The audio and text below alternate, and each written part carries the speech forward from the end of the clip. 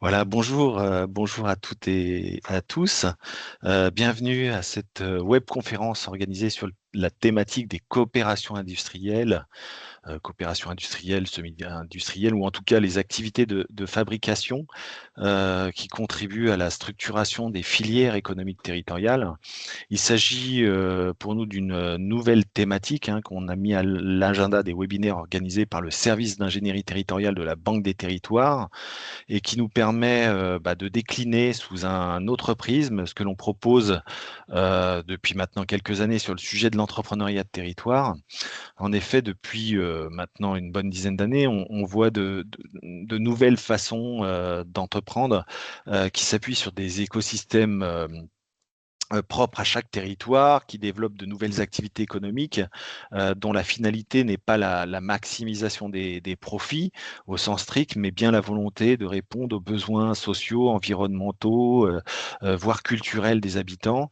Et les expériences que l'on souhaite mettre en avant aujourd'hui concernent d'abord des PME, PMI situées en zone rurale ou périurbaine, tout en commun également d'exploiter, de valoriser des ressources produites sur les territoires.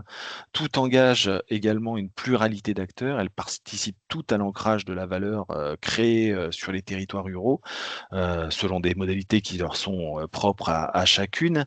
Et elles nous interrogent également sur les modalités d'action, les modes d'action accompagnés pour enrichir, pour fortifier les dynamiques de développement que l'on pourra qualifier ici vraiment d'endogènes parce qu'elles partent avant tout des ressources des territoires. Alors pour mieux cerner le sujet, on a d'abord engagé une démarche d'analyse, de décryptage, de démarche territoriale, comme on le fait habituellement lorsqu'on s'engage sur un nouveau chantier, un nouveau champ de réflexion. Et le livrable final aujourd'hui n'est pas complètement bouclé, et donc, enfin, il est bouclé, mais pas encore publié. On vous transmettra les liens dès que ce sera mis en ligne dans les prochaines semaines, on l'espère. Ça s'intitulera Mutualisation et coopération industrielle des dynamiques économiques qui contribuent à la résilience des territoires ruraux. Pierre-François Bernard, notre expert associé qui a mené les investigations, qui est aujourd'hui avec nous, vous en fera une restitution synthétique en partant des expériences qui ont été approchées dans ce cadre. Merci Pierre-François d'être avec nous ce matin. On aura ensuite le témoignage de Pierre Ortega, qui est PDG de la SIG Soliver, une des expériences approchées dans le cadre des investigations. Soliver, c'est une société coopérative d'intérêt collectif qui est organisée sous forme de société anonyme, créée en 2012. Ces sociétaires étaient donc à l'origine des entreprises adaptées d'insertion sur Molsheim, donc, qui est une commune située en Alsace, qui propose aujourd'hui encore des prestations dans les secteurs des métiers de bouche et de l'entretien d'espaces agricoles et viticoles. Merci à vous, Pierre, d'avoir bien voulu accepter de venir témoigner ce matin. On aura également le témoignage ensuite d'Étienne Perrin-Gouron, pardon, qui est directeur de Revera. Revera, c'est aussi une des expériences mises en avant dans le cadre de la publication. Merci beaucoup à vous, Monsieur Perrin-Gouron. Revera, c'est le produit du rapprochement entre Alpes Consigne et Rebouteille, deux entreprises qui animent chacune une filière de réemploi des emballages en verre, respectivement sur l'Isère et les deux Savoies, ainsi que sur le Rhône, la Loire et l'Ain. Toutes deux accompagnent donc des producteurs et les magasins collectent, lavent, revendent les bouteilles en verre aux producteurs de leurs territoires respectifs. Elles ont adopté ces deux entreprises en 2021 un statut coopératif sous forme de SIC et associent en leur sein donc les salariés, les bénévoles, des bénéficiaires comme les producteurs et les distributeurs et les collectivités territoriales. On aura bientôt, bien sûr, un temps d'échange à la suite de la présentation de ces expériences pour approfondir, pour questionner, pour voilà, partager autour de ces deux expériences qui vous auront été présentées. Et puis, on reprendra ensuite un peu de lenteur, en tout cas de mise en perspective pour mieux qualifier ces dynamiques de coopération et de mutualisation qui vous auront été présentées, et puis en partager quelques enseignements transversaux. On reviendra enfin sur le sujet en regardant de plus près comment ces dynamiques s'articulent et font écho avec la notion d'entrepreneuriat de territoire et quels enseignements également on peut en tirer pour l'action, en questionnant en particulier le rôle, la nature de l'ingénierie territoriale à mettre en œuvre pour les accompagner, et puis le rôle également que peuvent jouer les collectivités territoriales pour accompagner ces dynamiques. Voilà pour ces quelques éléments de présentation initiale. Je vous rappelle que cette webconférence est enregistrée. Et donc, elle sera disponible en replay sur la plateforme de la Banque des Territoires. Je rappelle également que les supports qui vous seront présentés aujourd'hui vous seront adressés avec les replays lorsqu'ils seront disponibles et mis en ligne sur le site de la Banque des Territoires. Je vous rappelle également que vous pouvez participer, vous êtes même invité très fortement à participer à ces échanges aujourd'hui. Vous pouvez le faire soit par écrit, vous avez donc la barre de chat prévue à cet effet, mais vous pouvez aussi, si vous le souhaitez, prendre la parole. Même on vous invite plutôt à intervenir sous cette forme-là, puisque ça rendra l'interaction plus vivante, et vous pourrez le faire en cliquant sur le petit onglet qui est situé en haut de votre écran pour solliciter la prise de parole. Voilà, j'en ai terminé pour ces éléments de présentation liminaire et je cède tout de suite la parole à Pierre-François. Pierre-François, c'est à toi. Oui, bonjour à tous. Merci Sylvain pour cette introduction. Je suis ravi d'animer ce temps d'échange entre nous sur les coopérations et les mutualisations et leur contribution au développement territorial. Ça fait, comme ça a été dit, cela s'appuie sur des expériences que nous avons analysées sur le territoire national et qui nous ont permis de tirer quelques enseignements. Et il nous paraît important, au-delà de la publication, de pouvoir vous les présenter aujourd'hui dans ce webinaire, et puis surtout ne pas hésiter à pouvoir partager, témoigner des réalités de terrain, des surprises par rapport à ce qu'on va évoquer, peut-être des désaccords aussi. Mais voilà, que ce temps puisse aussi être un échange par rapport à ce que vous vivez sur vos territoires et dans vos expériences respectives. Les six sujets que nous avons approfondis et qui nous ont permis de tirer quelques enseignements et d'aller un petit peu plus loin sur le sujet sont donc la coopérative donc dans le sud-ouest des Coteaux de Glane, qui est une coopérative viticole qui présente un degré de coopération et d'intégration très particulier, puisque le transfert de matière ne se fait pas sur le quai de la coopérative, mais sur le pied, et donc les charges et l'activité de la coopérative remontent très loin en amont, avec une intégration pratiquement des exploitations dans la coopérative. Nous avons aussi, alors en Rhône-Alpes, Grappin, qui est un groupe coopératif alimentaire qui aujourd'hui essaime sur le territoire national, notamment en Bourgogne-Franche-Comté, mais aussi dans le nord et autour de Nantes, et qui a mis en place un système de livraison interne à l'ensemble de ses associés, donc à la fois les producteurs, mais aussi les épiceries. Nous le détaillerons très rapidement.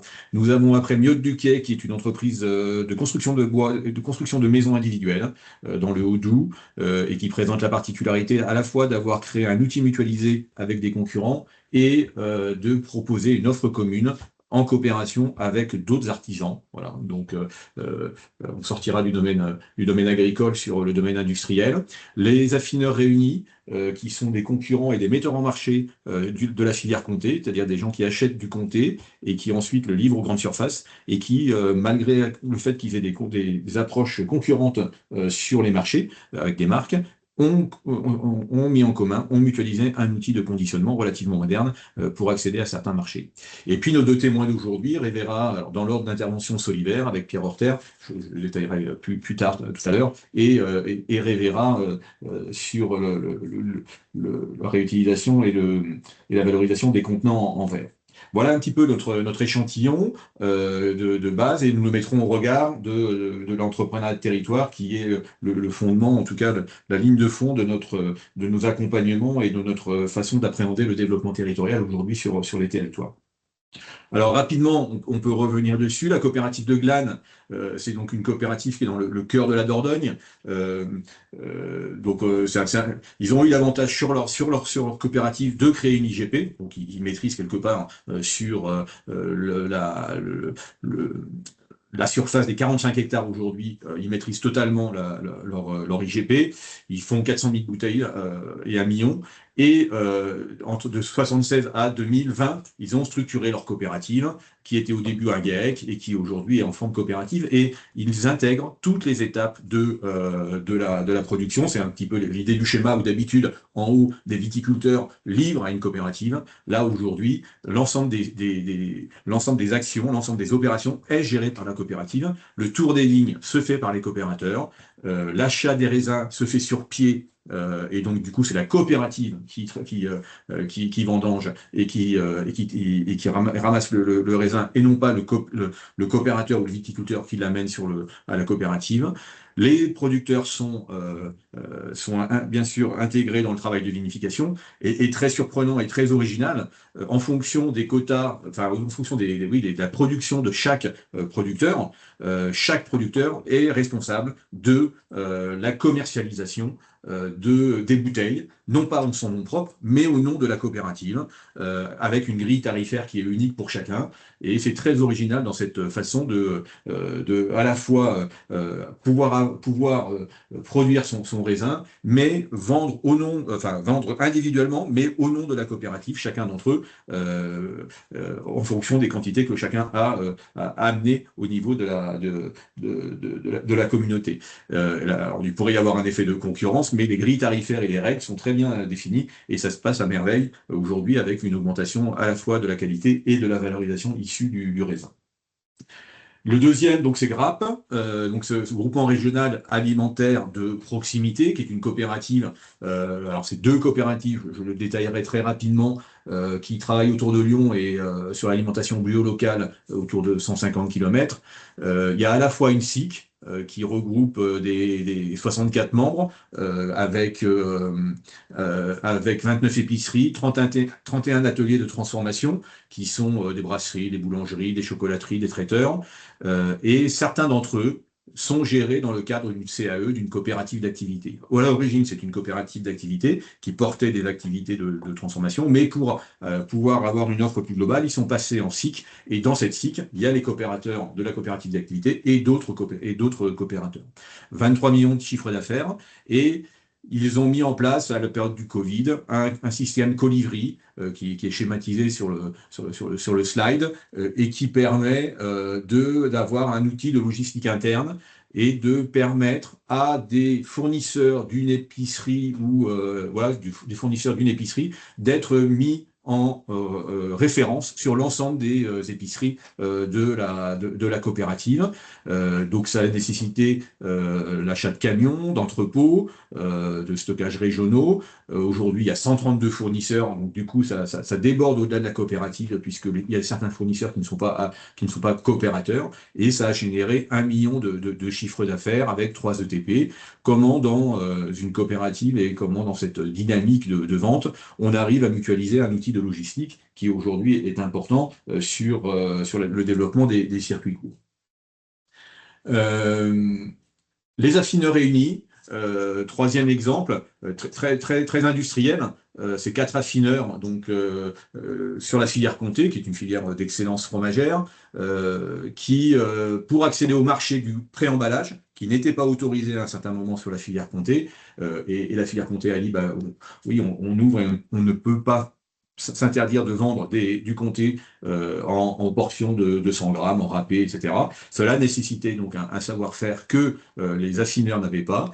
Et pour ne pas être distancés par les grands faiseurs nationaux, ces affineurs ont investi dans un outil en commun, donc 3 millions d'euros, et commercialisent aujourd'hui 5 000 tonnes de comté sur les 70 000 tonnes de la filière. Il y a 50 personnes qui travaillent dans cette structure, donc c'est un vrai outil industriel avec des règles de refacturation en fonction des volumes et des types de produits qui sont extrêmement précises.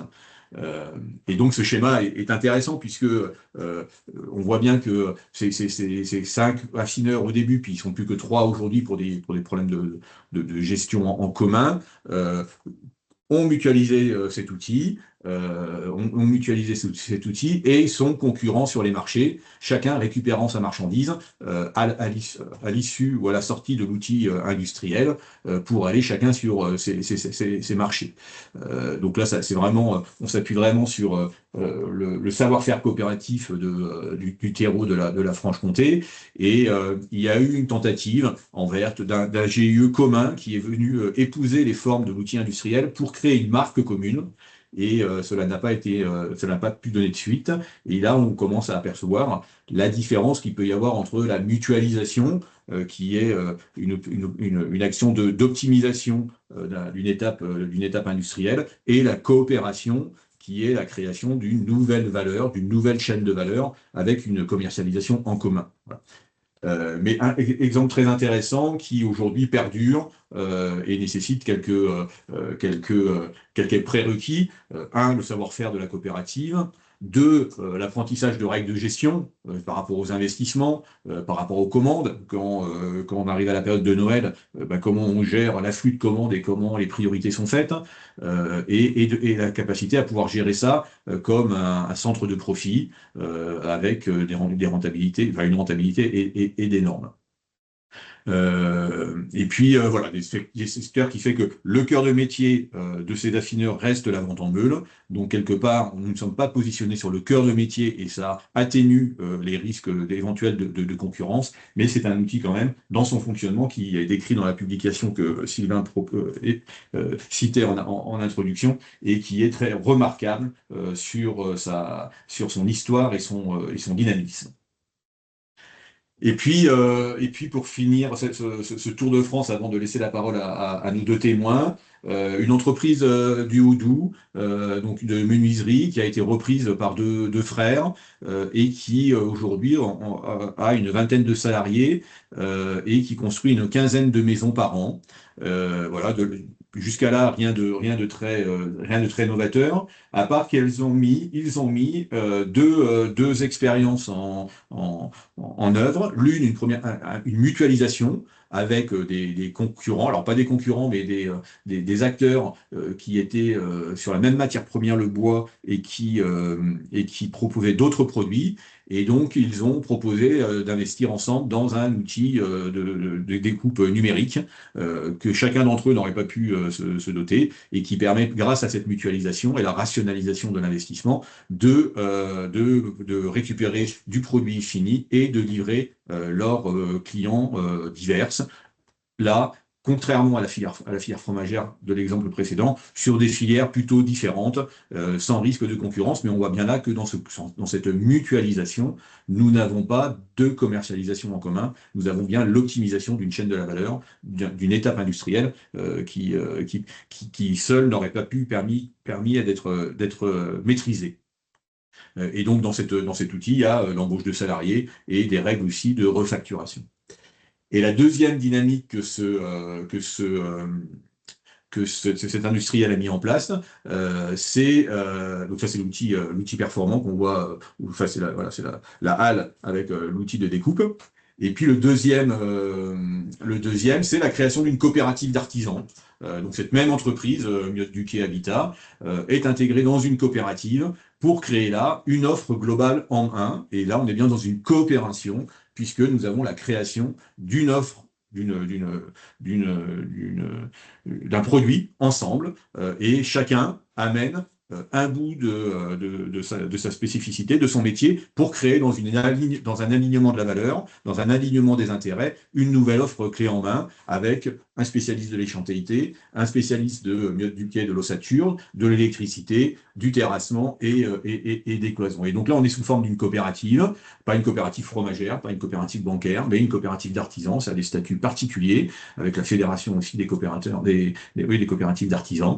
Et globalement, la grande synergie ou le grand avantage de cette dynamique, c'est que ces gens-là, ces artisans, accèdent à des marchés que individuellement ils n'auraient pas pu avoir. Le rôle de Miotte Duquet, donc c'était cette entreprise du Haut-Doubs, étant vraiment très moteur dans cette organisation, puisque c'est lui qui assure, qui porte toute la maîtrise d'œuvre, l'ingénierie et l'animation de la coopérative, ce qui peut poser problème dans la dynamique des différents acteurs sur cet outil. Voilà quatre premiers exemples qui permettent, par de petites touches, de commencer à percevoir les différences, les nuances qu'il peut y avoir sur la coopération et la mutualisation en milieu industriel et artisanal, notamment en milieu rural, et qui permettent de préfigurer quelques prérequis nécessaires pour instaurer et établir ces opérations, qui ne sont pas des opérations de soi, mais qui sont des opérations qui sont nécessitées par, un, des fois l'envie, l'enthousiasme de travailler ensemble, et deux, les besoins du marché. Alors nous allons vous proposer d'aller un petit peu plus loin maintenant dans l'approfondissement de certaines expériences, avec deux témoignages.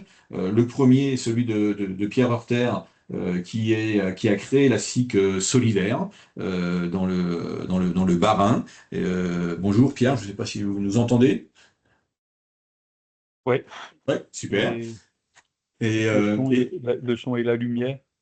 Tout va bien, merci d'avoir mis la caméra. Pierre, tu es donc créateur et gérant de cette entreprise que tu vas décrire, et qui donc est parti sur un système coopératif, et qui, au fur et à mesure des années, a suivi des évolutions. Et c'est aussi ces évolutions en termes statutaires, mais pas que statutaires, qui sont intéressantes à décrire dans la dynamique coopérative que tu as su créer sur ton territoire. Je te laisse te présenter, Ouais. décrire ton entreprise, et puis n'hésitez pas s'il y a des questions, et puis tiens-moi au courant quand il faut changer les slides pour que nous soyons fluides. Voilà. D'accord. Merci. Merci. Bonjour à tous. Effectivement, dans ma situation, je suis aujourd'hui retraité depuis un peu plus de 2 ans, presque 3. Je suis installé en viticulture. Je me suis installé en 87 ou en 88. Puis j'ai un domaine viticole qui a très très vite grandi, et en fait multiplié la surface de vignes et d'arbres fruitiers par 3 en gros. Et je me retrouvais devant une vraie situation de pénurie de main-d'œuvre, parce que il se trouve que je suis sur un territoire où le taux de chômage actuel, donc du côté de Molsheim, est un peu plus de 4%. Il était de 2% dans les années 90. Et je me suis retrouvé assez rapidement avec des problématiques de recrutement, problématiques de main-d'œuvre, métier en tension avant l'heure. Et du coup, j'ai envie de dire que ben voilà, il fallait chercher des solutions avec des acteurs du territoire. Effectivement, la fois là, c'était la NPE, c'était la Chambre d'agriculture, la Chambre des métiers, Chambre de commerce. On commençait à travailler les uns avec les autres pour essayer de favoriser et faciliter le recrutement. On ne peut pas dire que c'était très très probant, notre première étape, puisqu'au bout de 2-3 ans, on n'avait toujours pas recruté de salariés, et que nos récoltes, il fallait bien s'en préoccuper. Quand je dis nos récoltes, c'est que mon cas personnel sur lequel je me suis basé, en fait, concernait tous mes collègues sortant des lycées agricoles ou des écoles d'ingénieurs qui sont installés pour créer leur propre exploitation. Et donc, on a à un moment donné réfléchi, ben, on est bloqué, on n'arrive pas à recruter. Dans les années 88, pour vous rappeler un peu, il n'était pas possible de faire appel à une main-d'œuvre étrangère, hein. Par la suite, on a eu beaucoup de Polonais qui sont venus, des Bulgares, etc. Mais la fois là, c'était pas possible du tout. Donc on a retroussé nos manches tous ensemble sur le territoire.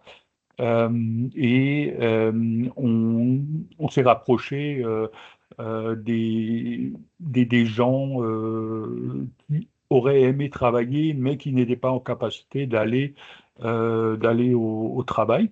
Parce que voilà, parce que malade, parce que en situation de handicap, parce que plein de vulnérabilité en quelque sorte, hein.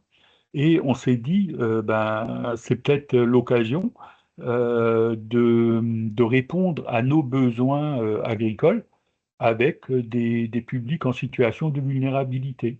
Et donc, on s'est rapproché des associations locales de soutien, enfin, la NPE, la fois là encore aujourd'hui, France Travail, bien sûr, avec pas mal d'organisations d'appui aux vulnérabilités et d'appui, de soutien aux vulnérabilités.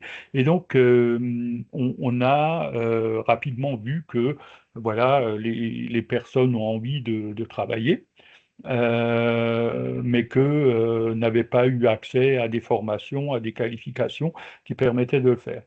Et donc, hop, autre acteur du territoire, on s'est rapproché donc de structures comme les CFPPA, donc des lycées agricoles, euh, et puis de MFR, tous deux de proximité. En quelque sorte, on a créé en fait ensemble une structuration d'entreprise apprenante pour répondre à nos besoins économiques et de survie de nos entreprises, hein. J'ai pas peur de dire ça comme ça. Ben, on a mis en place, on s'est retroussé les manches et on a cherché les partenaires de proximité qui avaient le petit grain de folie nécessaire pour expérimenter quelque chose de différent, mais voilà, qui répond et aux besoins économiques et aux besoins de formation et aux besoins de publics vulnérables qui ont envie de travailler. Donc on a monté ce système qui s'appelle l'association La Main Verte. Et euh, voilà, sur ce territoire qui est toujours encore en tension, hein, en matière de recrutement, on a petit à petit essaimé, non pas de façon, euh, j'ai envie de dire, de façon horizontale vers d'autres structures agricoles, etc., mais le principe de cette entreprise apprenante, on a essaimé vers des métiers de l'hôtellerie, vers des métiers de la restauration, vers les métiers de la traduction, vers, euh, enfin voilà, toute de la propreté, du nettoyage, de la conciergerie et de la restauration rapide, comme vous pouvez le voir sur le slide actuellement euh, proposé.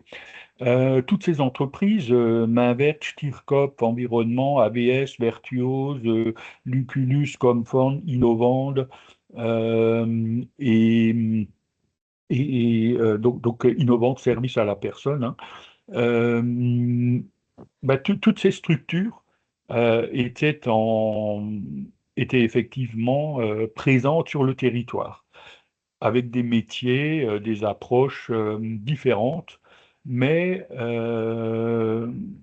avec des acteurs aussi très, très différents, hein, très variés. Et donc, on s'était dit que euh, il serait peut-être utile de mutualiser nos forces sur le territoire vous voyez, chacune de ces entreprises qui est décrite, et je viens de voir qu'il en manque encore deux, avait la particularité de s'adresser à un positionnement emploi public en situation de handicap, public en insertion, public vulnérable au sens large.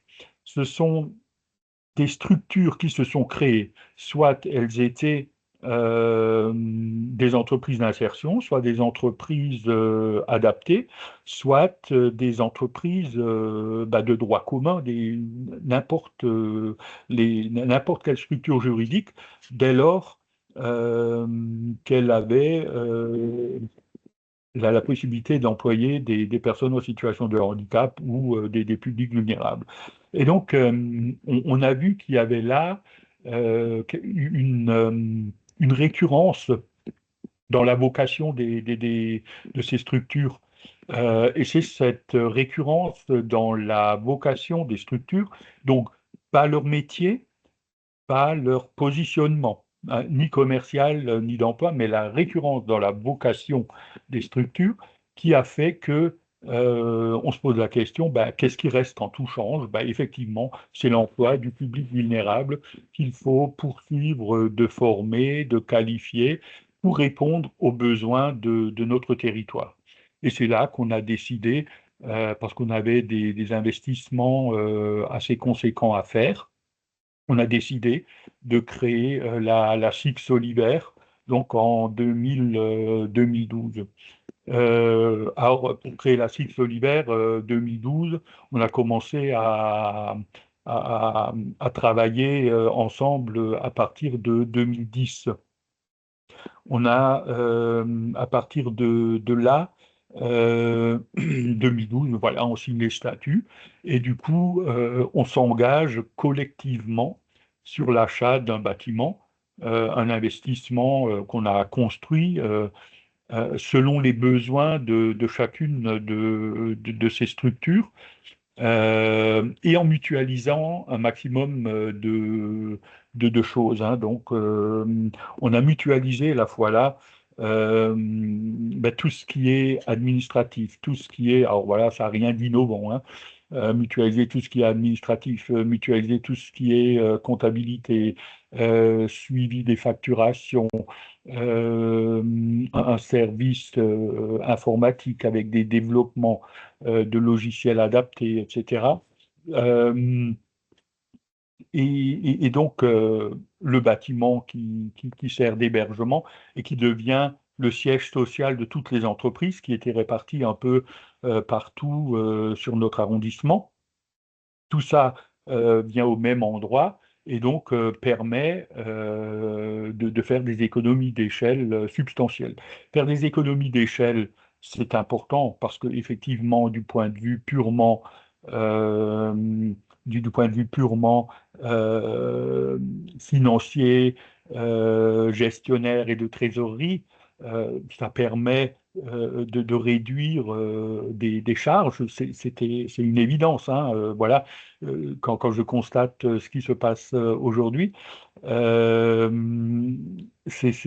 voilà, on économisait quand même en termes de charges pour les structures pratiquement 35%. Donc dans le fonctionnement bâtiment et des alentours. Euh, mais l'économie, en fait, principale qu'on fait est en fait un investissement possible parce que on peut embaucher, en mutualisant, on peut embaucher des spécialistes, on peut embaucher des didacticiens, on peut embaucher des comptables qui ont un niveau d'expertise, donc des vrais spécialistes par, dans la structuration et dans la mutualisation, ce qu'on ne peut pas, ce qu'on ne pouvait pas faire quand chacun vivait sa vie et quand chacun vivait pour soi. Et donc, assez rapidement, on s'est rendu compte que ce qui reste, qu'est-ce qui reste quand tout change? En fait, c'est cet esprit d'entreprise apprenante. Cet esprit d'entreprise apprenante qu'il fallait un moment ou un autre euh, outiller. appuyer pour qu'elles deviennent de plus en plus opérationnelles et qu'elles répondent au plus grand nombre. Et donc Soliver, en plus de la mutualisation administrative et de la mutualisation des locaux, a créé un service d'ingénierie, ingénierie et recherche. On a d'ailleurs eu la Excuse-moi possibilité. Pierre, qui est illustré par la petite parenthèse vente de prestations là, hein. Donc sur le schéma. C'est ce qui permet c'est l'offre Ouais, c'est commune que ça. vous avez créée, quoi. Voilà. Tout à fait, ouais. Et donc, on a eu une activité de recherche-développement qui nous est propre, hein. On a d'ailleurs pu mobiliser un statut fiscal très particulier, hein, qui était celui de jeune entreprise innovante, hein, pendant 8 années. Donc, c'était vraiment quelque chose d'intéressant qui nous a JEI. permis de continuer de travailler, de rechercher pour le collégial, des moyens d'améliorer et les prestations de chacune des entreprises et les prestations à destination des personnes en situation de handicap ou de vulnérabilité. Et donc, on a poursuivi notre démarche de recherche, de construction, en développant des bases de données de suivi, donc des bases de données autant didactiques que des bases de données de reconnaissance des compétences, des qualifications tout au long de la vie. Ce qu'on avait, j'ai envie de dire au début, on a joué à la dinette, hein, quand on s'est préoccupé de nos métiers agricoles. Petit à petit, on a évolué et aujourd'hui, les outils qui ont été déployés concernent une soixantaine de métiers en tension qui ne s'adressent plus que au territoire au territoire de Molsheim parce qu'il est devenu largement trop petit, mais on s'adresse avec ces prestations à l'échelle nationale, mais aussi à l'échelle européenne, du côté de, voilà, en particulier avec 7, 8 pays avec qui on continue de développer des bases de données interactives de capitalisation des compétences et donc d'égalité des chances, hein, pour bien rester dans notre jus, hein. Et donc là, on a effectivement des prestations qui se vendent en matière d'ingénierie, d'accompagnement. Euh, voilà, dès lors que cette envie de, de gérer la formation grâce aux actions de formation en situation de travail euh, se présente,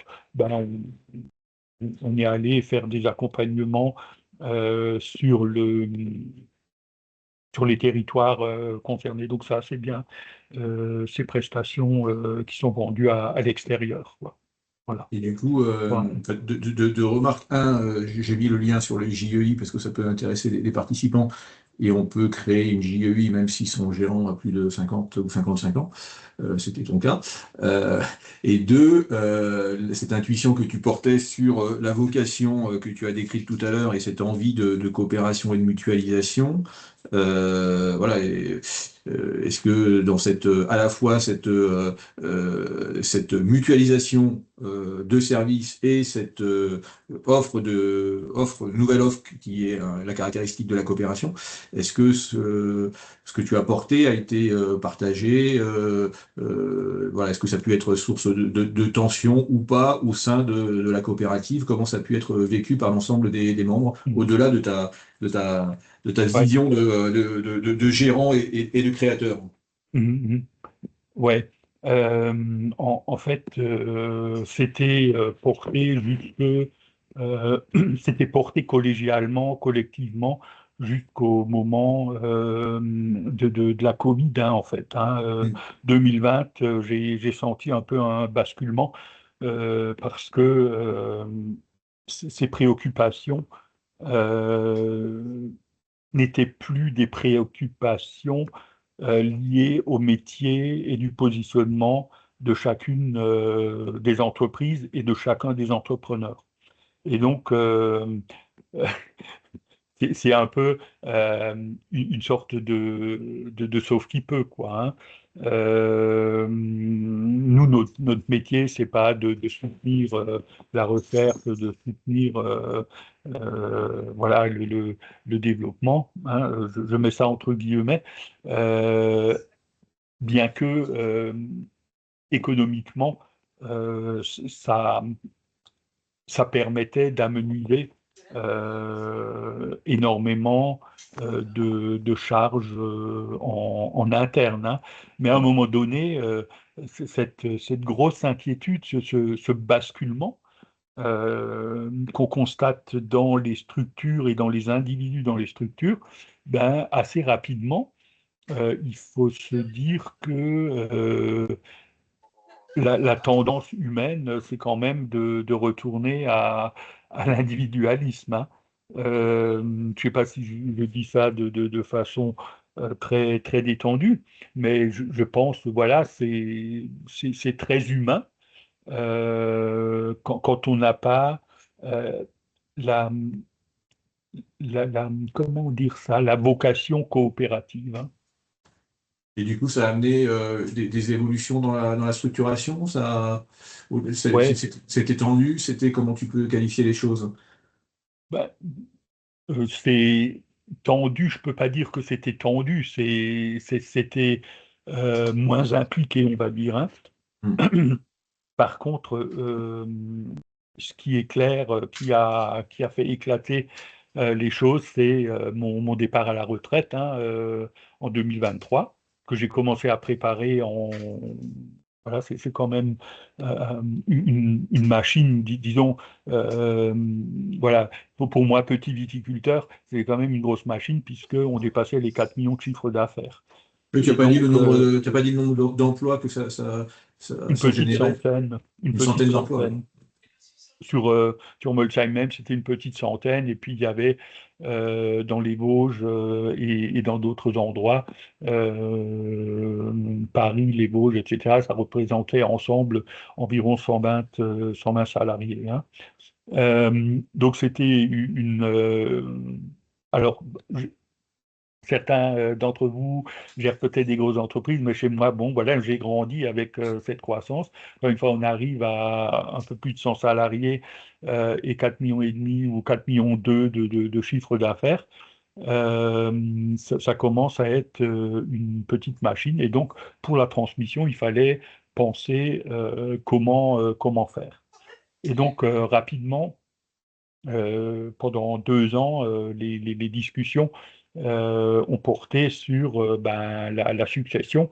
Et au bout de quelques mois, on s'est rendu compte que l'outil en tant que tel, personne se sentait la volonté, les épaules, l'envie, enfin je ne sais pas comment on peut qualifier tout ça, de poursuivre de cette manière. Et donc, euh, il a fallu regarder une chose qui, pour moi, la chose la plus importante, c'était la préservation de l'ensemble des emplois des personnes en situation de handicap. Ça, c'est le truc principal, hein. Et Non donc, négociable. Hmm. ouais, ça, c'était le truc, voilà, on pouvait tout entendre, tout Hmm. discuter, tout aborder, mais voilà, le côté public vulnérable sur le territoire, c'est quelque chose d'important et on pouvait pas aller ailleurs. Et ça, la bonne nouvelle, c'est que le côté économique en dépend complètement, hein, la viabilité des entreprises, puisque le modèle était construit là-dessus. Ça a fait l'unanimité et toutes les boîtes étaient d'accord là-dessus. Du coup, euh, on a regardé comment faire en sorte que les mutualisations ben, changent un peu de forme, en fait, hein. Il faut juste se dire ça. Ce qu'on a vu très vite, c'est que le SAP Donc, le service à la personne. a- comment? Le service à la personne. Ouais, service à la personne, pardon. En fait, les gens sont revenus. vers des systèmes de filières. La filière liée à la formation, le système, voilà, la filière liée à l'agriculture, viticulture, le système, la filière liée à la restauration, livraison de repas, etc. Ben, en fait, euh, les métiers, les gens sont retournés vers leur métier de base en mettant parfois des positionnements, des positionnements clientèle en les reprenant, quoi, hein, et en les associant. Donc voilà, aujourd'hui, voilà, il y a des nouvelles formes de mutualisation qui se sont créées euh, avec des SAS qui ont été créés et des SAS qui, par exemple, la SAS du domaine viticole s'est associée pour employer une directrice administrative et financière avec, avec le paysage. Euh, le bâtiment, il y avait euh, certains membres du groupe coopératif voulaient reprendre le bâtiment et en créer une entité immobilière à part entière. Donc ça a été fait avec une SCI, une foncière. Et puis voilà, on décrit sur ce slide que la main verte, la main verte qui en fait était une des associations employeuses, ben, on s'est effectivement transformé à la main verte comme une holding associative, c'est-à-dire on détient maintenant des parts dans des SAS, dans des métiers comme la viticulture, le maraîchage, euh, la, la, la prestation et création paysagère. Et ouais, il y en a quatre donc, et on détient des parts sociales dans ces entreprises. Et on est venu au début pour que chaque chef d'entreprise puisse euh, participer donc au déploiement de chacune de ces structures. Et la main verte, cette holding associative, s'est transformée en conseil de bienveillance. Tous les acteurs de l'association ont réussi à s'entendre pour se répartir des tâches et des appuis dans chacune des structures, quoi. Mhm. Bien. Voilà. Merci du témoignage, Pierre, plein d'humilité et de sagesse, parce que je pense que c'est des transformations qui sont pas faciles à vivre humainement à l'âge de la transmission. On voit que les structures ont évolué et se sont repositionnées plutôt sur des métiers, alors que l'intuition de départ était vraiment de fédérer autour de la vocation, hein, de la vocation de l'accompagnement des personnes à handicap, et que dans cette transformation, pour certaines d'entre elles, on est reparti sur des logiques de métier et de filière, et c'est là où on voit peut-être une des différences entre la coopération et la mutualisation. On voit aussi les différents statuts juridiques qu'on a pu voir et qui ont été mis en place pour gérer ces mutualisations ou ces coopérations. On a des CI, des SIC, des SAS, des associations. Je trouve que ce conseil de bienveillance est très particulier et dans le rôle d'une holding un peu associative, hein, permet de maintenir une cohésion et une mutualisation sur ces associés. Humainement, est-ce que ce cheminement remet en cause euh, tes, tes, tes valeurs ou tes fondements sur ce que cette intuition coopérative que tu avais créée, comment voilà comment tu peux qualifier aussi ton cheminement personnel par rapport à ça et voilà. Mhm. Euh, il y a une chose à laquelle je tiens comme à la prunelle de mes yeux, c'est la question des emplois créés au bénéfice de personnes en situation de vulnérabilité. Ça, c'est le truc. Et quoi qu'il arrive, c'est le truc qu'il ne faut pas détruire. Ça, C'était ça. Et toute la transmission a été guidée par, par cette idée, sachant que il faut composer avec ben, voilà, ce qu'on a créé il y a 35 ans, ce qu'on a créé en 2012, voilà, ça fait une quinzaine d'années aussi, hein, ben, n'est peut-être plus au goût du jour ou dans les aspirations des uns et des autres. Et quand on transmet, ce n'est pas, euh, c'est pas à moi de décider ce qui doit être transmis, si ce n'est la question de l'emploi. Ça, c'est presque Mhm. obsessionnel, hein. Mais une fois qu'on a dit ça, ben, il faut que les gens puissent continuer. La transmission, c'est que les uns et les autres puissent continuer de travailler, de vivre leur vie en fonction de leurs aspirations et qu'ils maintiennent l'emploi des personnes en situation de handicap. Euh, L'idée, c'est en aucun cas d'être dogmatique, hein. Ça c'est d'être très réel, politique, hein. C'est ma proximité avec la frontière allemande qui fait ça, Mhm. peut-être, Mhm. mais il faut vraiment, pour moi, c'était le truc essentiel, voilà, il faut préserver et il faut que les gens puissent continuer de vivre ensemble et de travailler ensemble, quoi, hein, Ok. d'une autre manière, organisée différemment, mais dans le même esprit. Merci pour ce témoignage. Je ne sais pas si ça suscite des questions ou des réactions parmi les participants. N'hésitez pas à lever la main si ça fait écho ou si ça fait écho à des choses que vous vivez sur votre territoire ou au contraire des questions par rapport à cette évolution. Euh, on voit aussi à travers ce récit l'effort, l'évolution, voilà, le fait que ça soit pas dogmatique, la capacité à pouvoir s'adapter et à avoir des formes évolutives et non figées dans l'organisation et dans l'organisation et dans les statuts. C'est tout à ton honneur. Merci en tout cas pour ce témoignage et ce récit captivant que tu nous as partagé. Je vais me permettre de le répondre avec beaucoup d'humilité, voilà, et c'est tout à ton honneur. Merci en tout cas.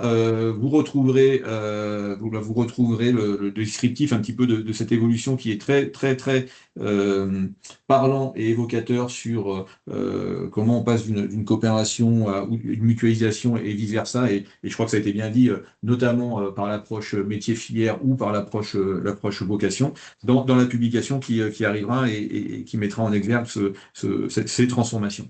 Merci beaucoup, Pierre, pour ton témoignage et bonne continuation et bonne continuation de retraite. Voilà. Euh, euh, et puis, je vous propose de passer sur un deuxième témoignage qui nous permettra aussi d'appréhender différentes formes de mutualisation et de coopération avec Étienne. Je ne sais pas si tu m'entends, Étienne. Oui, Oui, est-ce que vous tu es m'entendez? apparu. C'est bon? Merci. Donc nous revenons en Rhône-Alpes, voire dans le Grand Sud-Est, pour travailler ou en tout cas voir avec toi la valorisation des démarches filières avec Revera et notamment la filière du réemploi des bouteilles en verre sur lequel historiquement vous êtes positionné et qui a fait aussi l'objet d'un cheminement et d'un cursus que tu vas nous décrire. Merci encore pour cette disponibilité et nous t'écoutons avec ta présentation. Oui, bonjour à tous. Du coup, on peut avancer hein, parce que je sais que du coup Sylvain a déjà et toi vous avez déjà présenté un peu ce que c'était Rovera. Donc on parle de démarche filière. Je pense que la première chose à dire, c'est que l'idée c'était de remettre en place une filière de réemploi des bouteilles en verre qui avait disparu dans les années 1980. Donc voilà. Donc tu peux passer. Euh, ça, encore. Voilà. Donc, l'idée, c'est de un peu expliquer la boucle du réemploi et qu'est-ce que c'est le réemploi. Et ensuite, d'aller assez vite sur les, les différentes étapes de coopération et de mutualisation entre le début de Robouteille et aujourd'hui. Donc, ça date depuis entre 2020 et 2025. comment on est passé d'un ancrage local sur 3 départements à aujourd'hui une structuration qui est sur les 2 tiers de la France. Voilà, et tout ça en coopération, en mutualisation. Alors pourquoi le réemploi? Déjà, donc ça c'est la base. À savoir que par rapport au recyclage, il y a des bénéfices environnementaux, hein. Les fondateurs de Rebouteille à l'époque ont fondé Rebouteille parce qu'ils ne concevaient pas qu'on jetait une bouteille pour que ça devienne du calcin. Et le réemploi permet de consommer 2 fois moins d'eau et 4 fois moins d'énergie. Il y a une véritable attente citoyenne. Plus de 90% des citoyens ont une vision positive du réemploi, notamment parce qu'en fait, une bonne partie aussi l'a connu jusque dans les années 80. Et il y a un contexte réglementaire avec la loi AGEC et des lois européennes qui poussent, entre guillemets, à passer 10% des contenants en réemploi d'ici 2027.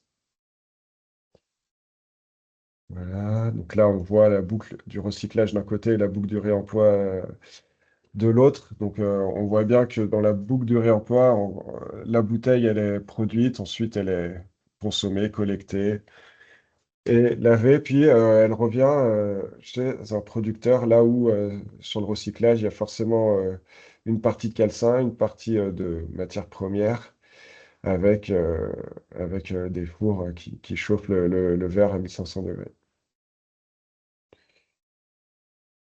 Voilà, donc je vais rentrer un peu plus dans le détail de nos métiers, ça permettra de mieux comprendre la suite. Donc, on a 4 grandes activités. La première, c'est l'accompagnement des producteurs, principalement, parce que aujourd'hui, si vous achetez une bouteille dans le commerce, l'étiquette ne part pas dans un lavage industriel. Donc, il y a tout un travail technique, déjà de R&D pour avoir les bonnes colles et les bonnes étiquettes, et ensuite d'accompagnement des producteurs au passage à un format réemployable. Et ensuite, il a fallu identifier également des bouteilles réemployables, c'est-à-dire avec un poids suffisamment important pour permettre le réemploi.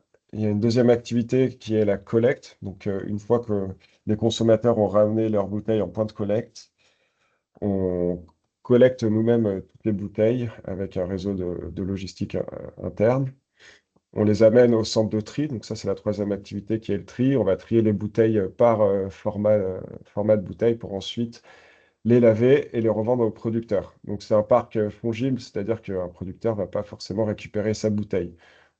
Par exemple, pour les brasseurs, il y a 2 types de bouteilles différentes. On peut récupérer des bouteilles d'un brasseur et les revendre à un autre parce qu'ils ont la même bouteille une fois que l'étiquette est partie. Donc voilà un peu nos 4 grandes activités. On a déjà fait. Tu peux passer, on a déjà. Hop. Voilà. Donc, on va rentrer un peu dans la partie coopération. Donc, nous, à la base, c'était une association qui a été créée en 2018, mais une association de préfiguration pour se transformer en société coopérative.